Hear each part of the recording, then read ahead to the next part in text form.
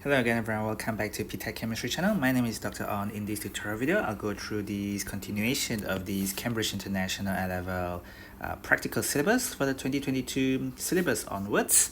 So in the previous lecture tutorials, I've already gone through a couple of the other ones. So today one will be on thermometric experiments, something to do with temperature, hence it's called thermometric. Sometimes we call it calorimetric. So calorimetric. Calorie is just the all units. Well, it's not all unit, it's an alternative units for energy. So we are measuring the amount of heat energy, and that is as indicated by changes in temperature, which we use thermometer to measure in the laboratory. So candidates are expected to be able to accurately use and take readings from thermometers, because thermometer reading in the laboratory is to plus or minus 0.5 degrees Celsius. So you could have a reading of 0.0, you could have a reading of 0.5, and then you can have a reading of 1.0 degrees Celsius, like that, so that your graduation, the lines on your thermometer is actually showing you like 10 lines in between 0 and 10, like that, 1 2 3 4, and then slightly longer, and then 1 2 3 4. So your smallest, your graduation, that is called graduation. Graduation mean what is the difference between the interval, as you could see it, is it's 1.0 degrees Celsius graduation, and as a result of 1.0 degrees Celsius graduation, you could read it to plus minus 0.5 degrees Celsius. Record the temperature to the nearest 0.5 degrees Celsius is because your error in a single reading is plus minus 0.5 degrees Celsius. This is your single reading. We use a thermometer here in this kind of experiment to measure final temperature and initial temperature, and as such we need two single reading, because final temperature minus initial temperature, so plus minus 0.5 degrees Celsius multiplied by 2 divided by the change in temperature, and this one has to be multiplied by 100% in order to give us the percentage error in temperature. So this is your percentage error or your percentage uncertainty in your change in temperature recorded. As you think about this, if your change in temperature is very small, because you use a very small amount of reactants, then you get a very small amount of temperature change, then your percentage error is going to be high. But of course, if you use unlimited amount of reactants, yes, you will generate a larger amount of temperature change, but then there will also be a waste of chemicals, and it might take a longer time for you to notice any changes in temperature, after which the temperature might not be super accurate anymore, because it will cool down or it will heat up depending on the surrounding. So something sensible about your decision making in the laboratory as well. So what we have is we need to use this to determine the enthalpy change of reaction. We record initial and final temperature, and then we measure initial and final temperature. We use them to calculate temperature change, okay, and then subsequent calculations, enthalpy changes, and the use of Hess's law. So I have categorized here 4 different type of experiments which I have noticed over the last couple of years from the time when I was teaching at A-levels. So the first one is just your usual indicating an exothermic reaction. Metal plus acid is an exothermic reaction. Typically, it releases heat energy. Your solution is going to get hotter. This is a classic endothermic reaction. Sodium hydrogen carbonate reacting with acid will result in a drop in temperature, a decrease in temperature of the solution. I'll show you some of my students' scripts from previous years as they went through this experiment a little bit. We also have this metal displacement, where a more reactive metal will displace the less reactive metal, and as a result, this will result in a temperature change as the reaction is exothermic. Now, this is related to the metal reactivity series, something you have done in IGCSE, GCSE or O-level chemistry. The last one is also something you've done in a previous level, thermometric titrations. So you'll be doing titrations, but without the use of, indicator. Instead, you're gonna neutralize them by having an intersecting graph like that. Either you have seen it before, or you will see it in the next couple of, probably in the next half an hour as I go through this practical. So there are 4 particularly. Let me just show you again. So these 4 are the 4 examples that I will go through. They are by no means the only thing that could be asked, but essentially everything that is asked revolve around this kind of concept. So if I straight away go into one of my former student sample, I think this is a clean copy. Let me just open this one up. So yeah, this is a student copy. So yeah, this was, I don't know what year this was, October, November 2009, paper 3-1. So in terms of these, so this is a metal displacement reaction. So we call it metal displacement because the more reactive metal displaces the less reactive metal. This is going to be a redox reaction because the more reactive metal reduces the copper 2 plus to copper, itself will get oxidized. So here we have two weighing bottles, Fa1. This is a range of the masses, so something to do with mass as well. You will weigh each bottle. So you weigh the bottle, which is why the bottle containing that, and the mass in gram. So header, you can use plus, you can use and, but you must have the header as well as the mass unit. You could draw a table like this. The table needs not to be super perfect, but it needs to be, aligned horizontally so that you can see and read the readings very, very accurately. So this student decided to draw a table. If you didn't, then you just lay it out properly and systematically. You should be all right. So mass of mass of bottle and the Fa1, and then you have the mass of bottle without Fa1. So this student has used abbreviation, not really that great, but you should really say after you empty the Fa1. So how much Fa1 did you pour out? That's how much Fa1 you use. Make sure whatever you do the difference, sometimes you get 3.0 on your calculator. That is going to be wrong because the weighing bottles will have been weighed with something called a mass balance. It's stated in the list of apparatus that Cambridge expects centers to provide to at least 2 decimal places.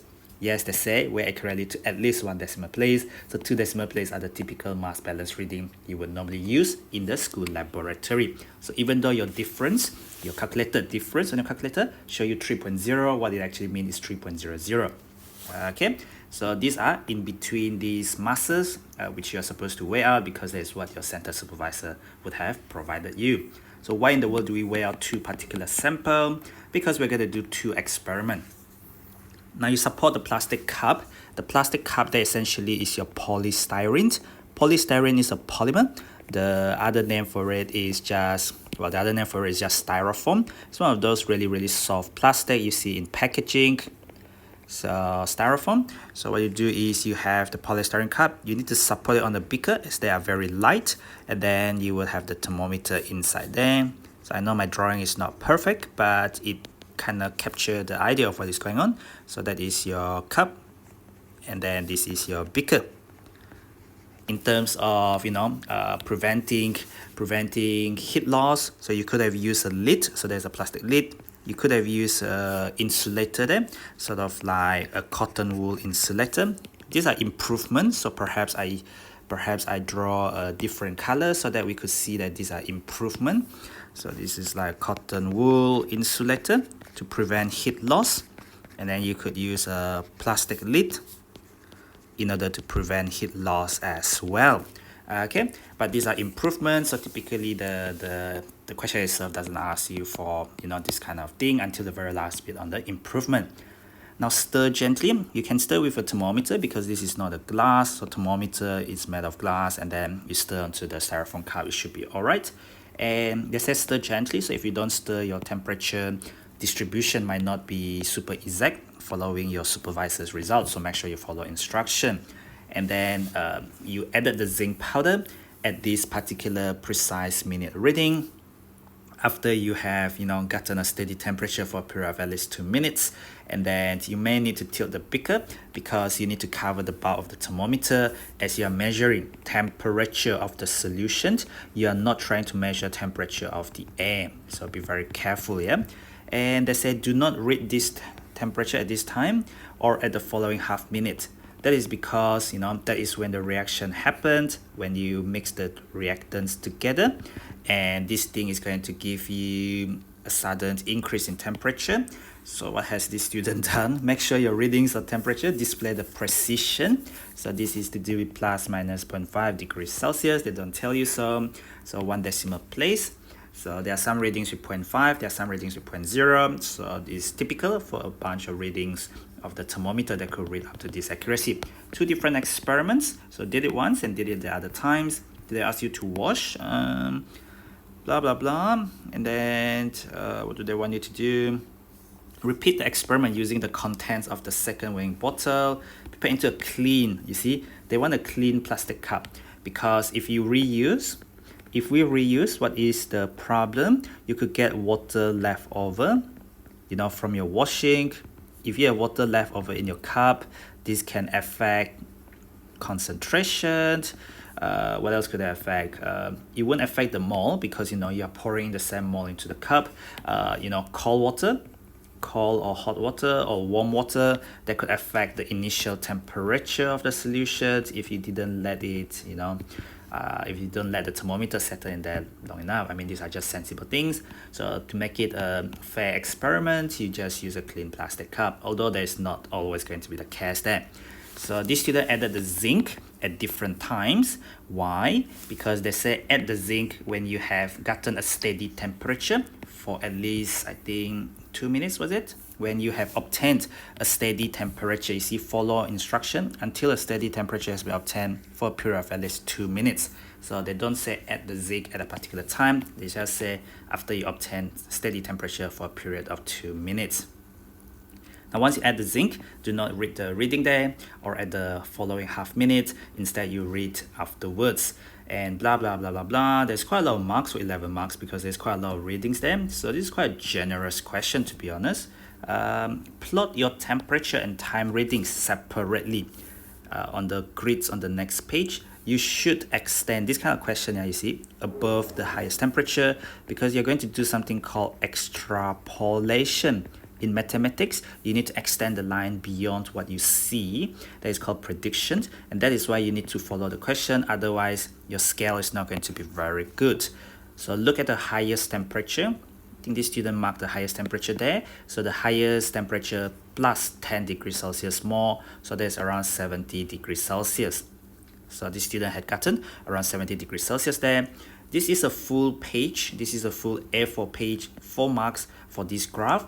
4 marks in paper 3 graphing, because you need to come up with the x-axis label and you have to get the correct intervals, meaning to say the scaling on the x-axis. And then 1 more marks, I guess, for both the x and the y-axis label, which in this case T is used as an abbreviation for temperature, stated in the generalization for paper 3 practical that there are some symbols that are, you know, taken for granted, and they are what they mean. So you could write T stroke the units, so that will give you 1 mark together with the x-axis, and then 1 mark for the y-axis scaling, 1 mark for the x-axis scaling, and 1 mark for actually plotting in the graph. Initially, the temperature remained roughly steady, so make sure you use a cross instead of a dot so that it's clear. Make sure you use a dark color enough pencil. You see, this thing is scanned, so I scan this student work. If this student has used a very light pencil, when I scan it, it might not appear this dark. And by the way, I've scanned in color. If you look online, I think a lot of exam bodies, when they scan exam paper, they scan in black and white to save data, to save bandwidth, and then they'll be marked online. So the quality might not be as good as this. So you want to make sure that your handwriting is clear, including the use of pencil for graph. And of course, you know, the temperature will slightly increase. We didn't read there, and then we saw the temperature decreasing there again. So there are 2 lines to draw. This is called extrapolation. You extrapolate, you draw the best fit straight line that mimics the trend, extrapolate all the way. That is why they say the highest temperature, extend it to another 10 degrees Celsius above the highest temperature, extend it, and then this is the time when this student added in the solid, because this is the time when the student added in the solid there. Whereas, where was the time there? This was the time when the student added in that, I think, because this student has, for the experiment 1, right? For the experiment 1, the zinc was added at time equal to 2 minutes. Time was added 3 minutes for the experiment 2 there. So that's why you have 3 minutes there for this line, vertical line, whereas this one was written down at 2 minutes, which is somewhere there. So this is 0, and then this is 0.5, 1.0, 1.5, 2.0. So you added in the zinc at the 2nd minute for this experiment 1. That is why your vertical line is there. And this is where they cut, and this is going to be your final temperature. Your initial temperature is there. You have initial temperature, you have final temperature, and then you can work out delta T. As for this one here, you added the thing at time equal to 3 minutes. So that thing is going to be your final temperature, and then this thing here is going to be initial temperature. And as such, the theoretical temperature rises. This is to do with delta T. So this is TF minus TI. And this is for experiment 1. And this is for experiment 2. You repeated the 2 experiments, and then you have the mean, which is meant by average. You keep everything the same, and that's why you are taking the mean, and this will result in, they're not too far apart. So by taking 2 readings, the average readings of repeated experiments, you can improve the accuracy a little bit there. The next is show working and appropriate number of significant figures. This is all in the theory paper as well, so think about it. Don't want to spend too much time on it, but mole calculations. After you gotten the mole, they ask you which one is the limiting reagent, which one is used up, which one is in excess and not used up. Because you have the theoretical. This is the theoretical delta T. Well, sorry, not theoretical, the delta T there. I think this student has used theta there. By right, it should be MC delta T for the heat energy. So that thing there is heat energy. This is energy. So it's not something per mole. All of these belong to the solution. As stated in the theory, they all belong to the water. So the M there is never the mass of the solid. Never, ever the mass of the solid. Because you are not using heat capacity of the solid, you are using heat capacity of the water. That is why we are raising the temperature of the water. The temperature of the water is changing. The heat capacity of water is what we use. Therefore, M there must be must be the mass of the water. So the mass of solution, because that is something that students always get confused about, even in theory paper. All of these belong to the solution there. And yes, because that was from the solution, so we said that is your solution. That is actually your surrounding. We said that there's 100% conservation of energy. All the energy given out by the reactant. So this is from the reaction. This is from the system. Basically the limiting reactant, the thing that get used up completely. This now has a sign because now you're talking about delta H and you're talking about enthalpy change. Temperature rises, so it is an exothermic reaction, and this thing has been converted to kilojoule because if you follow the unit, kilojoule per mole, whereas here they don't talk about joule or kilojoule. You could give joule or kilojoule, you'll be alright, but then this was given in joule, so joule or kilojoule will be okay. Here you must convert the joule to kilojoule divided by the mole with the sign, value, and unit there. Identify and explain one source of error. So there are always 2 bits to this question. So make sure you don't just identify, but you also explain it as well, even though it's 1 mark. And of course, improvement. How can you minimize heat loss? This kind of experiment is always about heat loss. That's the biggest source of error, and to minimize heat loss, you can use a plastic lid. You can, just now I said, you can insulate the styrofoam cup, the plastic cup, with cotton wool around it. Just like that, you get 26 out of 40 marks, to be honest. Okay. And the second bit of thermometric titrations, this is enthalpy change of neutralization. As you know, between a base, OH minus, and an acid, you're going to get H2O, as you are just forming the OH covalent bond. So just form covalent bonds without breaking anything. So no bonds are broken, and therefore enthalpy of neutralization is always going to be exothermic. So the enthalpy of neutralization is exothermic. And there's just a list of experiments. So they've given you the volume of FB1 and FB2 required. So you will see the total volume added up to 50.0 cm cube. So you keep the volume total to be 50.0 cm cube. So at any one point, your total volume is always going to be 50.0 cm cube of solution. And this is very important, as later on you will do the Q equal to MC delta T. This belongs to the solution. And because in all of these experiments, you're going to do 50.0 cm cube total volume, so your M there is going to be 50 gram. Because you know about the density of water, it's going to be 1.00 gram per cm cube.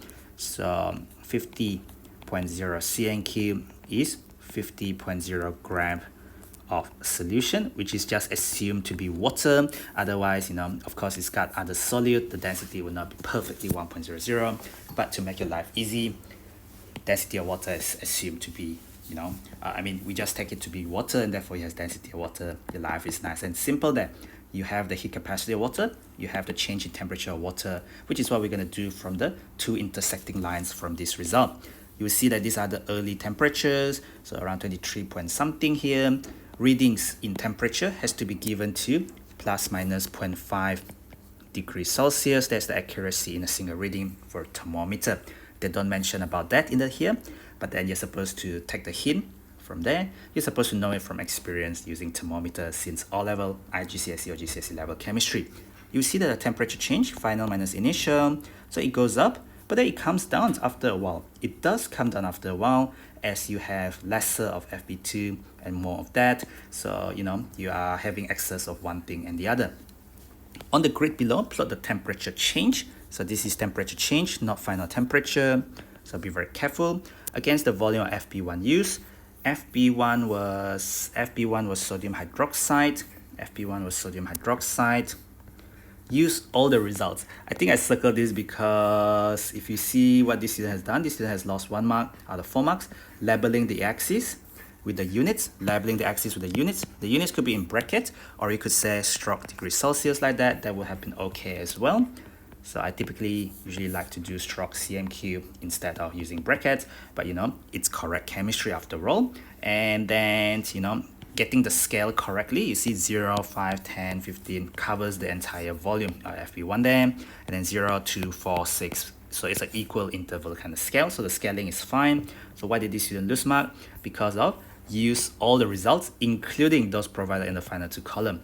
If you see here, 1, 2, 3, 4, 5, 6, 7 results, and there's up to 10 cm3 of FB1. 10 cm3 of FB1, 10 cm3 of FB1 is there, all the way up to 40 cm3 of FB1, but this student forgotten to use 50 cm3 of FB1 there, and there is no temperature change there. So did this student actually plot in this 0.0 and 0.0?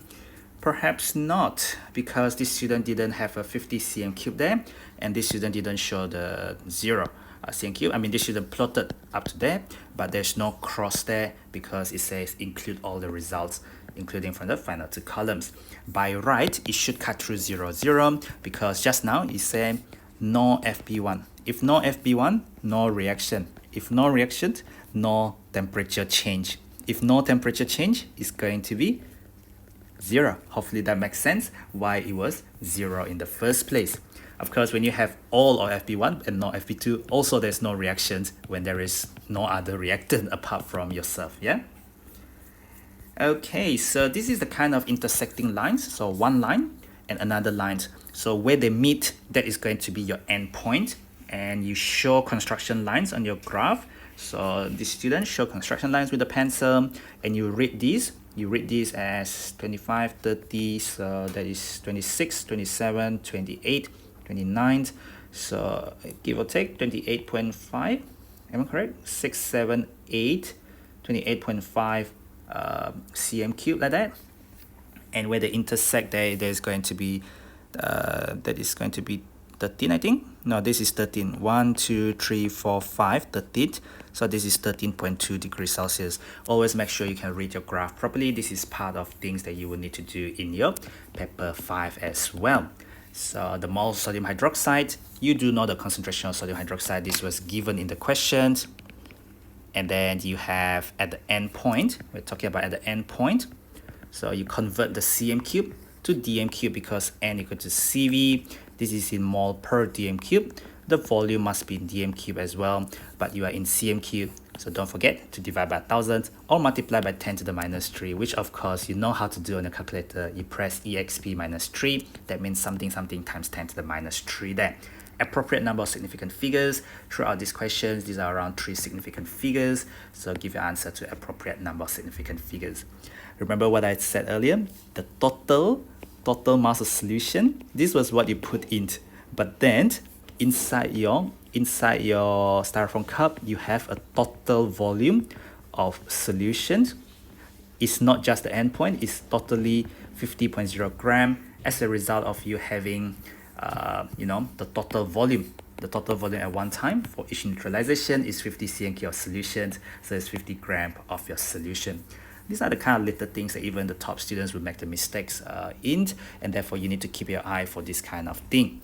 So not saying that you will lose marks throughout, because there's something called error carried forward. This is very important in any sort of calculation. The student has not done anything wrong with the strategy or with the working. It's just that this student was a bit unlucky to make a mistake there. So you do get error carried forward. Do not just assume that you always get error carried forward. Instead, try to do things correctly, but know that your calculations are marked on your method and your strategy, so you do get marks along the way as well. So don't be so disheartened if you make a mistake, if you find you make a mistake at the end of your paper.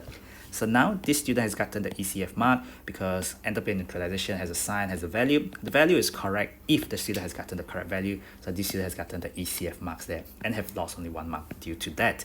Give your answer in kilojoule per mole because this is in joule. Convert it to kilojoule. So make sure you do that. And actually, I think this student might have lost the mark because the joule per mole to kilojoule per mole was done correctly. So it was just the answer in the previous bit that was wrong. Identify a source of error. So other than heat loss, they are very, very particular now. So you cannot use heat loss. You cannot use heat loss again.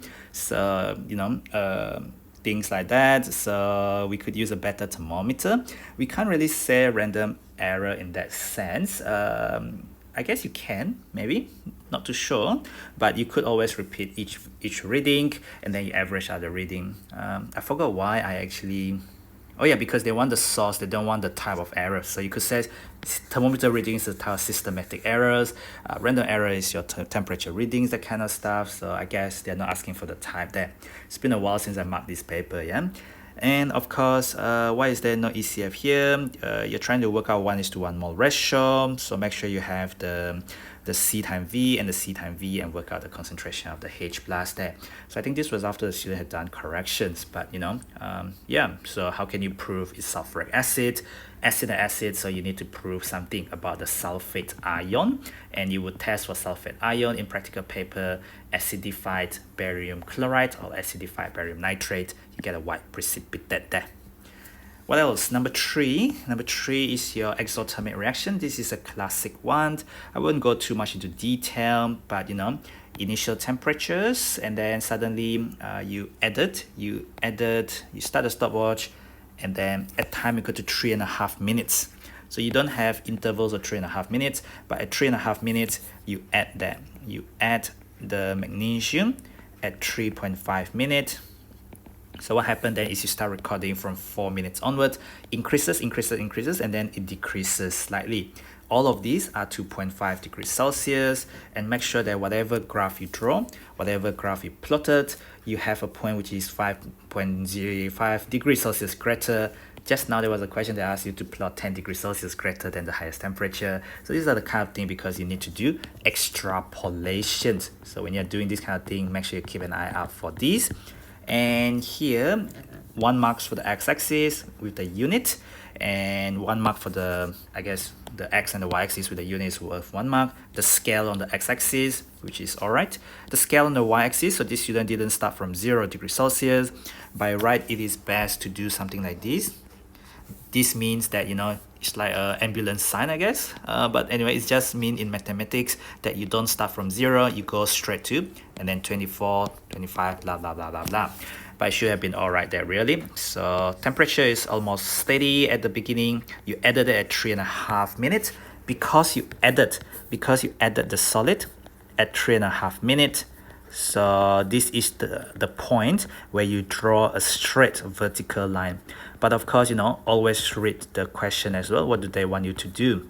They want you to draw one straight line, draw a vertical line at time equal to 3.5 minutes, because this is where you added in the solid. That is when the reaction started, and you expect to get the maximum temperature, which you can't measure. By right, you shouldn't put a cross there because it's not your actual temperature. So you read the reading there like that.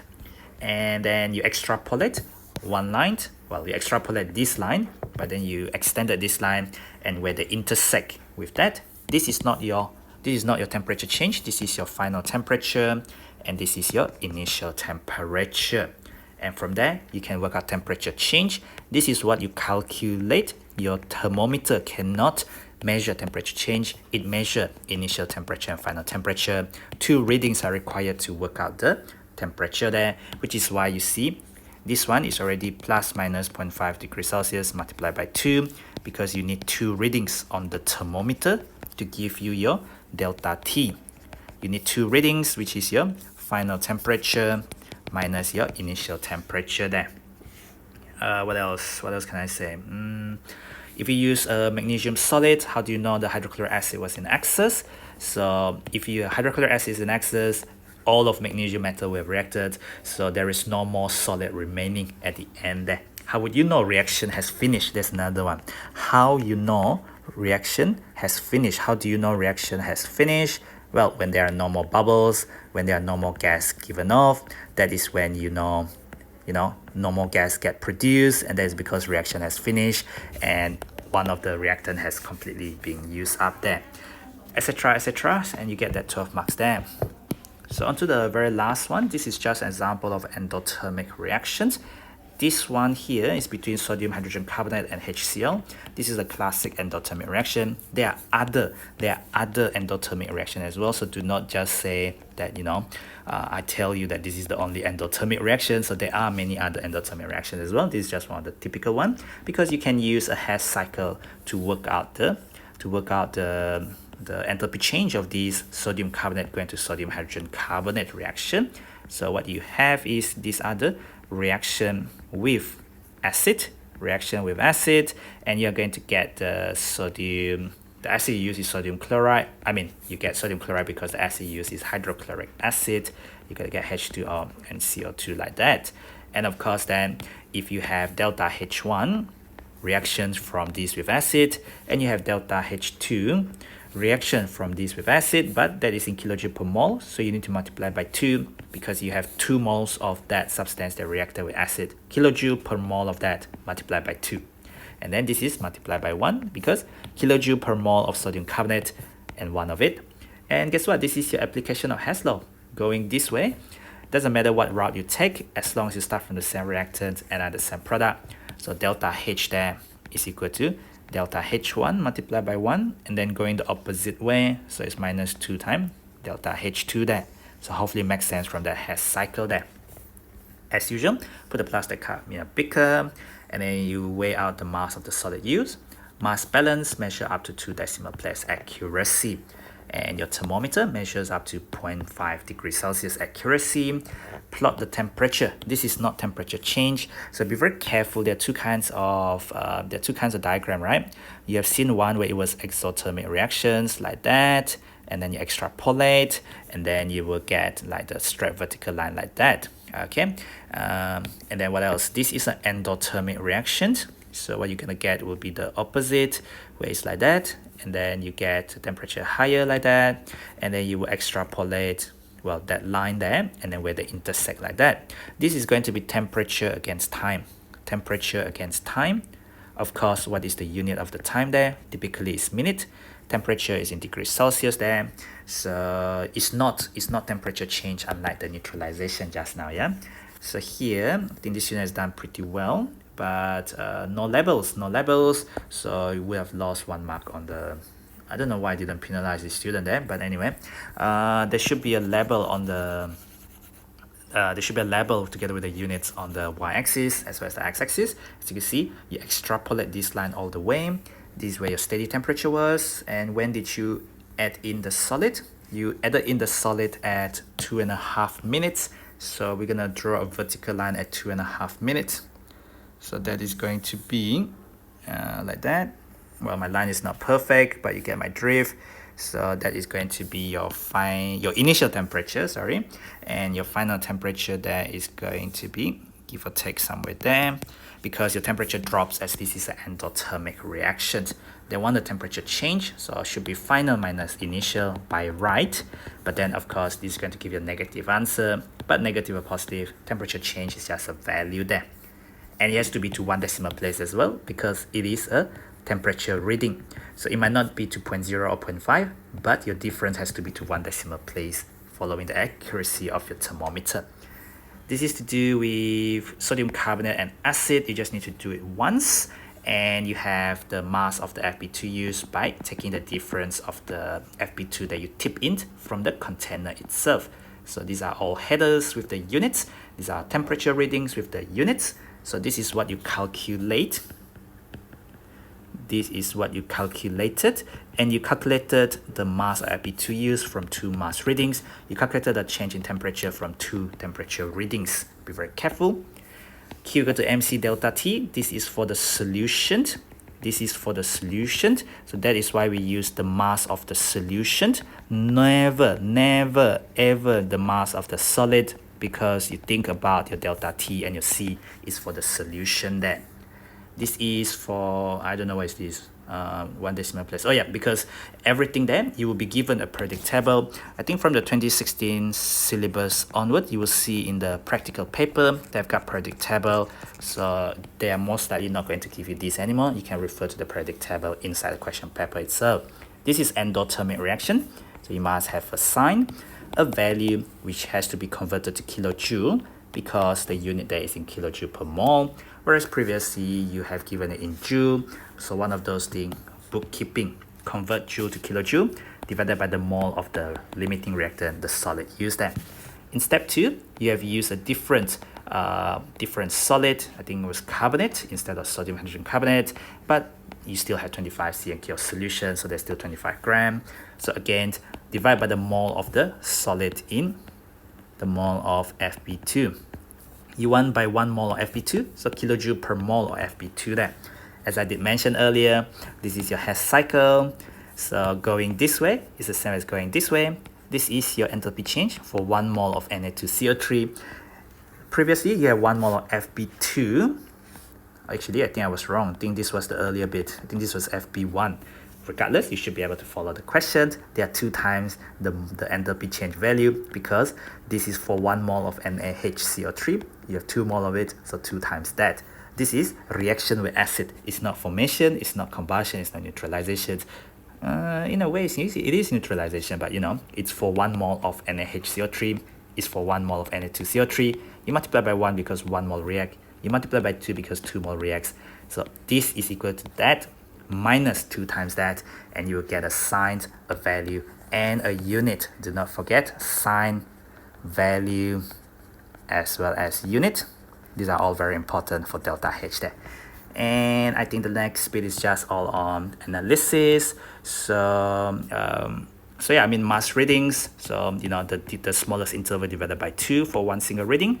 You need the 2 masses, final mass minus initial mass. So you know, you get this multiplied by 2 divided by the mass values times 100% there, etc, etc. So I think I'm not going to go through the rest of it, but you get my idea. So what we're going through is this kind of thermometric titrations. So I've shown you 4 examples. They are the 4 most common examples. There are other variations as well, and you should not assume what I told you is basically everything, but then that is pretty much the overall gist of the concepts as outlined here in the syllabus there.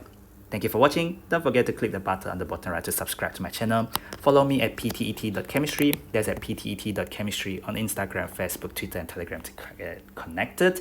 Don't forget to share the channel widely with friends, chat group, juniors, seniors, teachers, and other people. And do consider upgrading to silver and gold tier memberships to support my work and to make it sustainable in the long run. Thank you for watching.